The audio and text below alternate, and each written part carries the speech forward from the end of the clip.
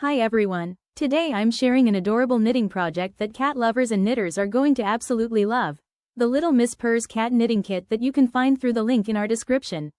This sweet little kitty is the perfect cuddle buddy and such a fun project for anyone who enjoys making soft toys and stuffed animals.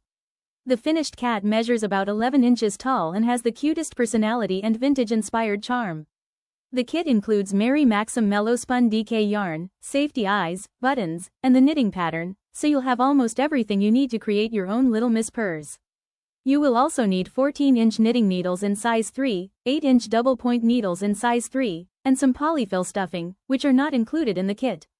This project is rated intermediate, so it's great for knitters who are ready for a slightly more detailed and rewarding project.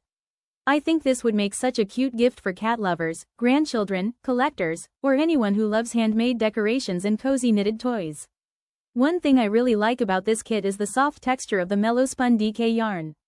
It gives the finished cat a cuddly and cozy feel that makes it extra special. The buttons and safety eyes also add so much personality to the finished project.